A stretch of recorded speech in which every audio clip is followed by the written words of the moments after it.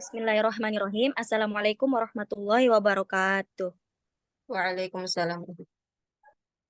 Yang terhormat Ibu Esi Hairani sebagai dosen pengampu mata kuliah Metodologi Penelitian. Kami dari kelompok 15 ingin mempresentasikan materi adanya referensi dalam aplikasi metode penelitian teknik pengumpulan data, interview atau wawancara, kuesioner, dan observasi. Pertama-tama, materi pertama akan dibacakan oleh saya. Oke, jadi materi pertama,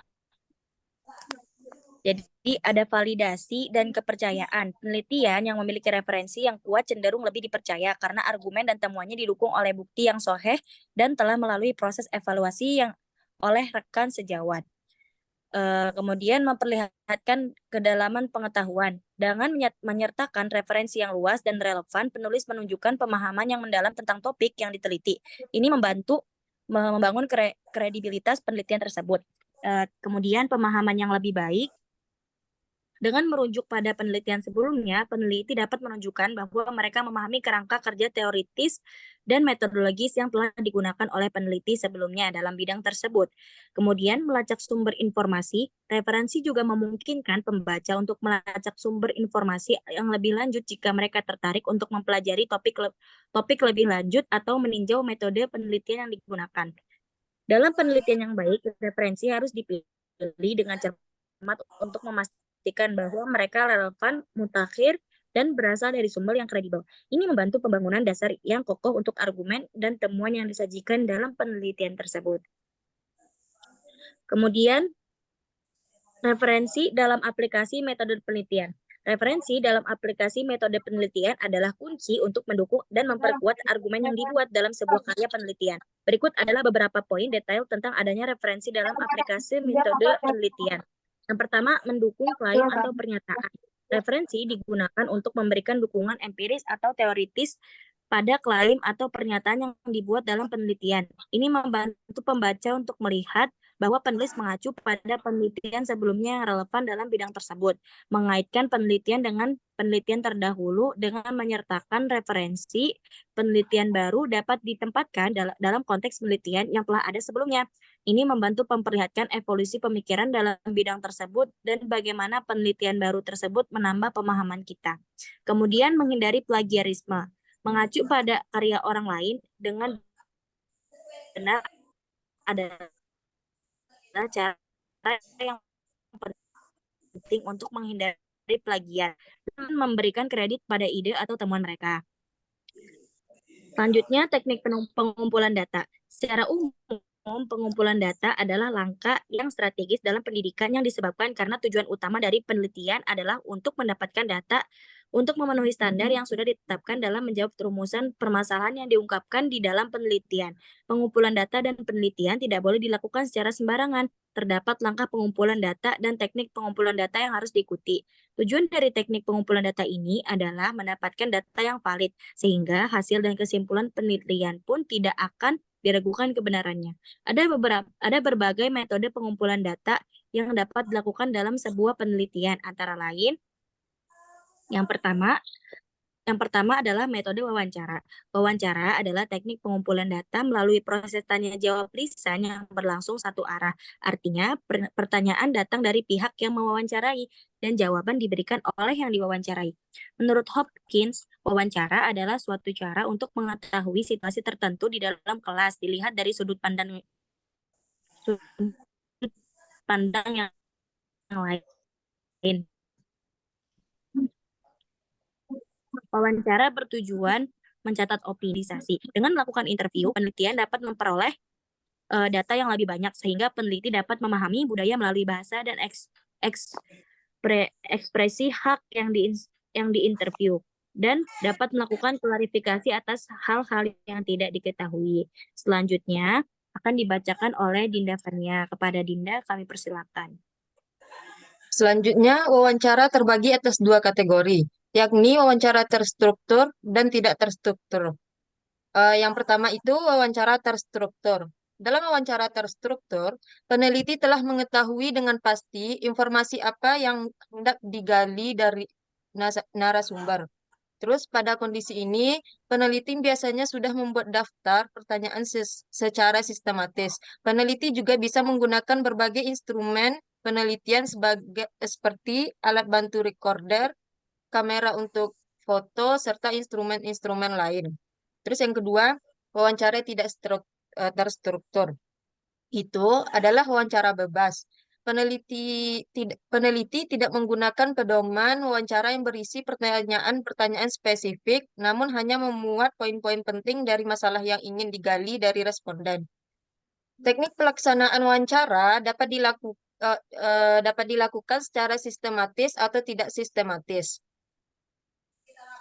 Yang dimaksud secara sistematis adalah wawancara dilakukan dengan terlebih dahulu penelitian menyusun instrumen pedoman wawancara. Disebut tidak sistematis, maka penelitian melakukan wawancara secara langsung tanpa terlebih dahulu dalam menyusun instrumen pedoman wawancara. Saat ini, dengan kemajuan teknologi informasi, wawancara bisa saja dilakukan tanpa tatap muka, yakni melalui media telekomunikasi. Terus bentuk-bentuk pertanyaan dalam wawancara pada umumnya dapat dibedakan menjadi 6 macam. Itu yang pertama, pertanyaan yang berkaitan dengan pengalaman atau perilaku. Yang kedua, pertanyaan yang berkaitan dengan pendapat atau nilai. Yang ketiga, pertanyaan yang berkaitan dengan perasaan. Yang keempat, pertanyaan tentang pengetahuan. Yang kelima, pertanyaan berkenan dengan apa yang dilihat, didengar, diraba, dirasa, dan dicium. Dan yang terakhir, pertanyaan yang berkaitan dengan latar belakang atau demografi. Selanjutnya, kelebihan dan kekurangan wawancara. Kelebihan teknik wawancara dalam pengumpulan data penelitian adalah sebagai berikut. Yang pertama itu memperoleh respon yang tinggi dari informan jika dibandingkan dengan penggunaan kuesioner yang mungkin untuk tidak dikembalikan kepada peneliti. Terus yang kedua, dapat memperjelas maksud pertanyaan karena langsung berhadapan dengan informan.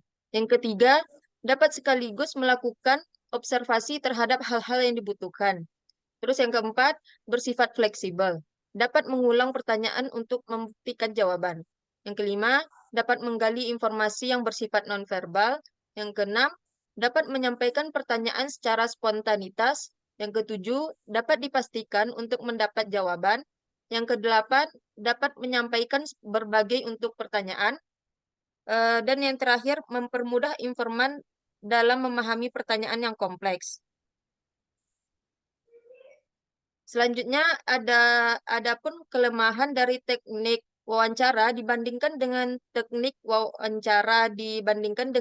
yang lain dalam pengumpulan data penelitian antara lain sebagai berikut. Itu memerlukan banyak waktu dan biaya. Terus faktor subjektivitas peneliti dalam menangkap makna melalui wawancara sangat tinggi. Dalam kondisi tertentu dapat membuat rasa tidak nyaman bagi yang diwawancarai. Yang keempat, tidak terdapat standarisasi model pertanyaan. Dan yang terakhir, sulit menemukan informan yang bersedia diwawancara. Terus yang Baik, kedua, selanjutnya masih dilanjutkan oleh Dinda. Silakan Dinda. metode angket atau kuesioner. Itu merupakan metode pengumpulan data yang dilakukan dengan cara memberi seperangkat pertanyaan atau pertanyaan tertulis kepada responden untuk dijawab. Kuesioner memiliki fungsi serupa dengan wawancara, hanya berbeda dalam implementasinya. Jika wawancara disampaikan oleh peneliti kepada responden secara lisan, maka implementasi angket adalah responden mengisi kuesioner yang disusun oleh peneliti. Berdasarkan untuk pertanyaannya itu, kuesioner dapat dikategorikan dalam dua jenis, yakni yang terbuka dan yang tertutup. Yang terbuka itu adalah kuesioner yang memberikan kebebasan kepada objek peneliti untuk menjawab. Dan yang tertutup itu kuesioner yang telah menyediakan pilihan jawaban untuk dipilih oleh objek penelitian. Selanjutnya yang akan disampaikan oleh Amel.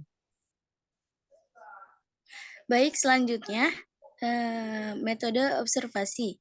Observasi merupakan suatu penyelidikan yang dilakukan secara sistematis dan sengaja diadakan dengan menggunakan alat indera, terutama indera mata terhadap kejadian yang berlangsung dan dapat dianalisa pada waktu kejadian itu terjadi.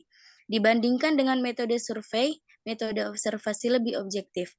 Maksud utama observasi adalah menggambarkan keadaan yang diobservasi. Salah satu keuntungan dari pengamatan langsung atau observasi ini adalah bahwa sistem analisis dapat lebih mengenal lingkungan fisik seperti tata letak ruangan serta peralatan dan formulir yang digunakan serta sangat membantu untuk melihat proses bisnis beserta kendala-kendalanya. Selain itu, perlu diketahui bahwa teknik observasi ini merupakan salah satu teknik pengumpulan data yang cukup efektif untuk mempelajari suatu sistem. Selanjutnya ada pun beberapa bentuk observasi. Yang pertama, observasi partisipasi, yaitu metode pengumpulan data yang digunakan untuk menghimpun data penelitian melalui pengamatan dan penginderaan, di mana peneliti terlibat dalam keseharian informan. Yang kedua, observasi tidak terstruktur.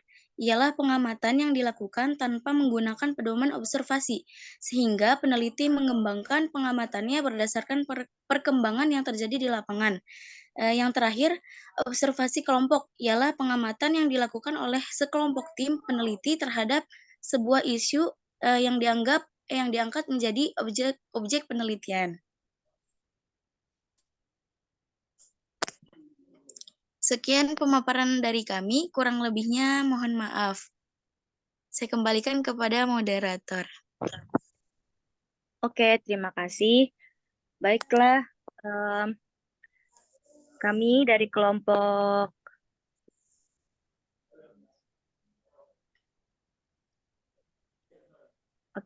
kami dari kelompok 15 mengucapkan maaf apabila ada salah dari kami dan selebihnya maaf dan terima kasih.